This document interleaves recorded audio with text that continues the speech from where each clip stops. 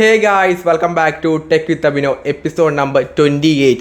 അങ്ങനെ ഫൈനലി നമ്മുടെ ചാനലിലും 8K സബ്സ്ക്രൈബേഴ്സ് എന്ന ഒരു വലിയൊരു കടമ്പ കഴിഞ്ഞിട്ടുണ്ട്. Thank you so much for your support. അപ്പോൾ ഇനി സപ്പോർട്ട് ചെയ്യാൻ നമുക്ക് 8,000, 9,000, 10,000 അങ്ങനെ ഒരുപാട് റേഞ്ചിലേക്ക് നമുക്ക് എത്തണം. അപ്പോൾ നിങ്ങളുടെ സപ്പോർട്ട് എന്തായാലും വേണം. അതുപോലെ തന്നെ നിങ്ങളുടെ ഒപ്പീനിയൻ എന്തായാലും കമൻറ്റ് ചെയ്യുക. കാരണം എന്നാൽ മാത്രമേ എനിക്ക് അറിയുള്ളൂ എൻ്റെ വീഡിയോസിൽ എന്തൊക്കെ കാര്യങ്ങളാണ് ഇമ്പ്രൂവ് ചെയ്യേണ്ടതെന്നുള്ളത്. അപ്പോൾ എന്തായാലും നിങ്ങളുടെ ഒപ്പീനിയൻ എന്തായാലും കമൻറ്റ് ചെയ്യുക. ഈ വീഡിയോ കണ്ടതിന് ശേഷം വീഡിയോ ഇഷ്ടപ്പെടുവാണെങ്കിൽ ലൈക്കും സബ്സ്ക്രൈബും ഒക്കെ തന്നെ ചെയ്യാം. ആദ്യം തന്നെ ഇപ്പം ഡീപ് സീക്ക് എന്ന് പറഞ്ഞ AI കുറിച്ചാണ് എവിടെ പോയാലും കേൾക്കുന്നത്. അപ്പം ഇത് US അടുത്ത് തന്നെ ഇതിൻ്റെ ഒരു ബാൻ ഉണ്ടാവും. ഇപ്പം ഈ ഒരു ആപ്പ് യൂസ് ചെയ്ത് കഴിഞ്ഞാൽ അവിടെ 20 വർഷത്തോളം തടവും $1 million ഫൈനൊക്കെ കൊടുക്കണം എന്നൊക്കെയാണ് കേൾക്കുന്നത്. കറക്റ്റായിട്ടല്ല, അങ്ങനെയാണ് ചില ന്യൂസൊക്കെ തന്നെ റിപ്പോർട്ട് ചെയ്തത്. അപ്പോൾ അടുത്ത് തന്നെ ഒരു ബാൻ US ഡീപ് സീക്കിന് ഉണ്ടാവും. കാരണം എന്ന് പറയുന്നത് ഇതൊരു ചൈനീസ് ബേസ്ഡ് ആയിട്ടുള്ളൊരു കമ്പനിയാണ്. അതുകൊണ്ടാണ് ഇവന്മാർ ഈ രീതിയിലുള്ള ഒരു കളി കളിക്കുന്നത്. കാരണം ഓൾറെഡി അവിടെ ChatGPT എന്ന് പറഞ്ഞൊരു കമ്പനി ഉണ്ട്. അപ്പം അതിൻ്റെ അപ്പുറത്തേക്ക് ലെവലുള്ള ഒരു ഫീച്ചേഴ്സും അത്രയും പൈസ കുറവൊക്കെയാണ് ഡീപ് സീക്കിന്. അപ്പം എന്തായാലും ChatGPT ഒക്കെ പിടിച്ചിരിക്കണമെങ്കിൽ ഈ പറഞ്ഞവന്മാരെ അവിടെ നിന്ന് ഒഴിവാക്കിയാൽ മാത്രമേ നിൽക്കാൻ വേണ്ടി പറ്റുള്ളൂ. ഇവർ പറയുന്ന മെയിൻ റീസൺ എന്നൊക്കെ പറഞ്ഞ സെക്യൂരിറ്റി റീസൺ ഒക്കെയാണ് പറയുന്നത്. ആൾക്കാരുടെ ഡാറ്റയൊക്കെ തന്നെ ചോർത്തിക്കൊണ്ട് പോകുന്നു ചൈനക്കാരെന്നൊക്കെയാണ് പറയുന്നത്. അതുകൊണ്ട് തന്നെ എന്തായാലും ഡീപ് സീക്കിന് അടുത്ത ഒരു ബാൻ US കിട്ടും. പിന്നെ കേരളത്തിലേക്ക് വന്നു കഴിഞ്ഞാൽ ഇത് തന്നെ AI വന്നു കഴിഞ്ഞാൽ ആൾക്കാരുടെ ജോലി പോകും എന്നൊക്കെ പറഞ്ഞ് ചില ആൾക്കാരുണ്ട്. അവിടെയൊക്കെ എന്ത് പറയണമെന്ന് എനിക്കറിയില്ല. അപ്പോൾ അങ്ങനെ കുറേ ആൾക്കാർ നമ്മുടെ നാട്ടിലുണ്ട്. അപ്പോൾ AI വന്നു കഴിഞ്ഞാൽ അത് ഭയങ്കര അധികം പ്രശ്നമാണ്, അത് വന്നുകൂടാ എന്നൊക്കെ പറയുന്നവരുണ്ട്. അപ്പോൾ നിങ്ങളുടെ ഒപ്പീനിയൻ അതിനെപ്പറ്റി കമൻറ്റ് AI വന്നു കഴിഞ്ഞാൽ എന്തായിരിക്കും?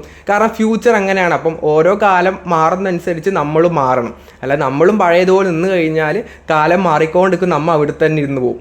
അങ്ങനെയല്ലേ ഉണ്ടാവുന്നത്. അപ്പോൾ അതിനെപ്പറ്റി നിങ്ങളുടെ ഒപ്പീനിയൻ താഴെ കമൻറ്റ് ചെയ്യാം കേട്ടോ. പിന്നീട് iPhone SE ഈ ആഴ്ച വരും, നാളെ വരും, മറ്റന്നാൾ വരും എന്നൊക്കെ ഒരുപാട് ന്യൂസ് കേൾക്കുന്നുണ്ട്.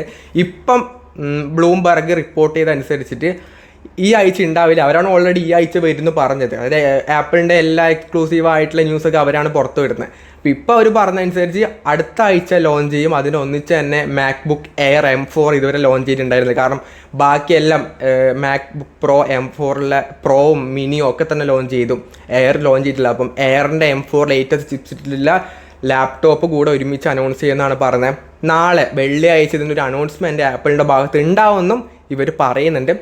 അപ്പോൾ എന്തായാലും ഈ മാസം വരും, അത്രയേ ഉള്ളൂ. ചിലപ്പം നാളെ അങ്ങനെ എപ്പോഴെങ്കിലും വരും, എന്തായാലും എത്തൂടെ, സാധനം എത്തും. അപ്പോൾ അതിൻ്റെ ഡീറ്റെയിൽഡ് ആയിട്ടുള്ള നമ്മുടെ സ്പെസിഫിക്കേഷൻസ് ഒക്കെ പറയുന്ന വീഡിയോ നമ്മൾ ചെയ്തിട്ടുണ്ട്. അപ്പോൾ നിങ്ങൾക്ക് അത് അറിയണമെന്നുണ്ടെങ്കിൽ, എന്തൊക്കെ കാര്യങ്ങളാണ് പുതുതായിട്ട് വരുന്നത് അറിയണമെന്നുണ്ടെങ്കിൽ ആ വീഡിയോ ഒന്ന് പോയിട്ട് നോക്കുക. അത്യാവശ്യം നല്ല രീതിയിൽ ആ വീഡിയോ ചെയ്തിട്ടുണ്ട്. പിന്നീട് സാംസങ്ങിൻ്റെ ഒരു ബഡ്ജറ്റ് ലെവൽ ഫോൺ വരുന്ന കാര്യം ഓൾറെഡി കഴിഞ്ഞ വീഡിയോ പറഞ്ഞിട്ടുണ്ടായിരുന്നു. അപ്പോൾ അതിൻ്റെ ലോഞ്ച് ഇന്ന് രാത്രി 8:30 ലോഞ്ച് ഇവൻറ്റ് വെച്ചിട്ടുള്ളത്. ഇതിൻ്റെ ഓവറോൾ സ്പെസിഫിക്കേഷൻ ഒക്കെ തന്നെ ഇവർ റിവീൽ ചെയ്തിട്ടുണ്ട്. അതായത് 5000 mAh battery, 25 what fast charging support ചെയ്യും. ചാർജറൊന്നും കിട്ടത്തില്ല, സാംസങ് ആണ്. പിന്നെ 15 MB dual camera, HD+ display ആണ്, ഫുൾ HD ഒന്നും ഉണ്ടാവില്ല. കാരണം 10K റേഞ്ചിൽ ആകെ ഫുൾ HD കൊടുക്കുന്നത് മോട്ടറോള മാത്രമാണ്. അപ്പം ഇതിൽ HD മാത്രമേ കിട്ടുന്നുള്ളൂ, മതി, അത്രേ ഇഷ്ടു. പിന്നെ Dimensity 6300 ചിപ്സെറ്റ് ഒക്കെ വരുന്നുണ്ട്, കുഴപ്പമൊന്നുമില്ല. ഒട്ടുമിക്ക ഫോണും ആ പ്രൈസ് റേഞ്ചിൽ ഈ ചിപ്സെറ്റ് ആയിട്ട് തന്നെയാണ് വരുന്നത്. പിന്നീട് എല്ലാം ഉണ്ട് ബാക്കി. പിന്നെ 4+4 ഇയേഴ്സിൻ്റെ അപ്ഡേറ്റ് ഒക്കെ തന്നെ ഈ ഒരു ഫോണിൽ വരുന്നുണ്ട്. നമുക്ക് നോക്കാം, നാളെ ഇതിൻ്റെ ഡീറ്റെയിൽ ആയിട്ട് വീഡിയോ നമുക്ക് ചെയ്യാം. അപ്പോൾ ഇന്ന് രാത്രിയാണ് ഈ ഒരു ഫോൺ ലോഞ്ച് ചെയ്യുന്നത്. പിന്നെ കഴിഞ്ഞ വർഷം ഏറ്റവും കൂടുതൽ ഫോൺസ് സെയിൽ ചെയ്ത് വിവോ ആണ്. വിവോ ഇപ്പോൾ അറിയാമല്ലോ, അത്യാവശ്യം അവർക്ക് ഓൺലൈനിലും ഓഫ്ലൈനിലും നല്ല രീതിയിൽ സെയിൽ നടന്നു പോകുന്നുണ്ട്. അതിൻ്റെ ഒരു റിസൾട്ടാണ് ഈ പറഞ്ഞ ഫസ്റ്റ് പൊസിഷൻ എന്ന് പറഞ്ഞത്. ഇപ്പോൾ ഓൺലൈനിലാണെങ്കിൽ T സീരീസ് ഉണ്ട്, ഓഫ്ലൈൻ അതുപോലെ ഉണ്ട്. സാംസങ്ങും നമ്പർ 2 സാംസങ് ആണ്. സാംസങ്ങും അതുപോലെയാണ്, ഓൺലൈനിലും അത്യാവശ്യം നല്ല ഫോൺസ് ഉണ്ട്, ഓഫ്ലൈനിലും വരുന്നുണ്ട്. 3rd ഓപ്പോ ആണ്. ഓപ്പോക്ക് ഓൺലൈനിലൊന്നും നല്ല ഫോണേ ഇല്ല, ഒന്നാമത്തെ കാര്യം. അപ്പം ഏറ്റവും കൂടുതൽ ആൾക്കാർ ഇപ്പോഴും ഓഫ്ലൈനിലാണ് ഫോൺ വാങ്ങുന്നത് എന്നുള്ളതിൻ്റെ റിസൾട്ടാണ് ഈ പറഞ്ഞതെന്ന് പറഞ്ഞത്. അതായത് ഓപ്പോയുടെ ഫോൺസൊക്കെ ഇത്ര 3rd കിട്ടണമെങ്കിൽ ഓഫ്ലൈനിലാണ് ആൾക്കാർ ഫോൺ വാങ്ങുന്നത് ഇപ്പോൾ മെജോറിറ്റി. പിന്നെ ആപ്പിളൊക്കെ ആണെങ്കിൽ 6th പൊസിഷനിലൊക്കെയാണ് വരുന്നത്. ഏകദേശം 8.6 അത്രയൊക്കെയാണ് അവർക്ക് മാർക്കറ്റ് ഷെയറൊക്കെ ഉള്ളത്. ആപ്പിളും എനിക്ക് തോന്നുന്നു മെജോറിറ്റി ആൾക്കാരും പുതിയത് വാങ്ങാതെ യൂസ്ഡ് ഐഫോൺസാണ് ഏറ്റവും കൂടുതൽ സെയിൽ നടന്നു പോകുന്നത്. അപ്പോൾ പുതിയത് വാങ്ങുന്നത് കുറവാണ്. ഏറ്റവും കൂടുതൽ ആൾക്കാർ ഇപ്പോഴും സെക്കൻഡാണ്. കാരണം സെക്കൻഡിന് നല്ലോണം പൈസ കുറവാണ്. കമ്പാരിറ്റീവ്ലി ഇത്രയും പൈസ കൊടുത്ത് ആ ഒരു ഫോൺ വാങ്ങേണ്ട ആവശ്യം എൻ്റെ ഒപ്പീനിയനിൽ ഇപ്പോഴും ചില ആൾക്കാർ ചോദിക്കാറുണ്ട് iPhone 13 എടുക്കട്ടോ എന്ന്. നിങ്ങൾ എന്തായാലും എത്രയോ ഉണ്ട് 45,000 രൂപയ്ക്കാണ് ഇപ്പോഴും അതിൻ്റെ പ്രൈസ് കാണിക്കുക. നോർമലായിട്ടാണ്, ഓഫർ പ്രൈസ് അല്ല. ആ പ്രൈസിലൊന്നും പോയി എടുക്കേണ്ട ആവശ്യമില്ല. 30,000 രൂപക്കൊക്കെ തന്നെ, 35 ആ റേഞ്ചിലൊക്കെ നിങ്ങൾക്ക് നല്ലൊരു സെക്കൻഡ് യൂസ്ഡ് ഐഫോൺ കിട്ടും 13 അത് പോയി വാങ്ങിച്ചാൽ മതി. വെറുതെ ഇത്രയും പൈസ കൊടുത്ത് ഇത്രയും പഴയ ഫോണൊന്നും വാങ്ങേണ്ട ഒരു ആവശ്യമില്ല. യൂസ്ഡ് ഐഫോൺ നോക്കിയിട്ട് വാങ്ങി. ഞാൻ അതിന് ഡീറ്റെയിൽ ആയിട്ട് വീഡിയോ ചെയ്യുന്നുണ്ട്. അപ്പോൾ എന്തൊക്കെ കാര്യങ്ങളാണ് മെയിനായിട്ട് ശ്രദ്ധിക്കേണ്ടതെന്നുള്ളത്. അപ്പോൾ നിങ്ങൾ അങ്ങനെ വാങ്ങാം, അല്ല പുതിയതൊന്നും ആ 13 ഒന്നും വാങ്ങേണ്ട ആവശ്യമില്ല. 15 ഉണ്ടെങ്കിലും എടുത്തോ പുതിയത്, അല്ലാതെ മറ്റേതൊന്നും സെക്കൻഡ് യൂസ്ഡ് എടുത്തോ. അത് കുറച്ചും കൂടെ നല്ല രീതിയിലുള്ള പ്രൈസ് നിങ്ങൾക്ക് കിട്ടും ആ ഫോൺ എന്നൊക്കെ പറയുന്നത്. പിന്നെ ലാവേരെ പുതിയൊരു സ്മാർട്ട് വാച്ച് വരുന്നുണ്ട്. ലാവ പ്രോ വാച്ച് എക്സ് ആണ് ഇതിൻ്റെ പേര്. കോർണിയം ഗൊറില്ല ഗ്ലാസിൻ്റെ പ്രൊട്ടക്ഷനും പിന്നെ 2 ഇയേഴ്സിൻ്റെ വാറൻറ്റി ഒക്കെ ഇവർ പ്രൊവൈഡ് ചെയ്യുന്നുണ്ട്. നോർമലി 1 ഇയേഴ്സാണ് നമുക്ക് കിട്ടാറ്, അപ്പോൾ 2 ഇയേഴ്സിൻ്റെ വാറൻറ്റി കിട്ടുന്നുണ്ട്.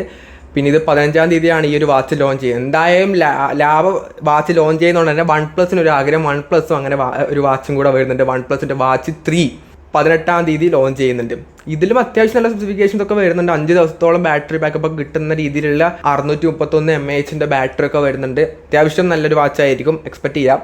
അപ്പം ഈ 2 വാച്ച് കൂടി ഈ അടുത്ത് തന്നെ വരുന്നുണ്ട്. പിന്നീട് ഓപ്പോയുടെ Find N5 ഫോൾഡബിൾ ഫോൺ ചൈനയിൽ ഈ വരുന്ന 20-ാം തീയതിയാണ് ലോഞ്ച് ചെയ്യുന്നത്. ഫെബ്രുവരി 20-ാം തീയതി ചൈനയിൽ ലോഞ്ച് ചെയ്യും. അതിനുശേഷം മാത്രമേ ഇന്ത്യയിലേക്കൊക്കെ വരുള്ളൂ.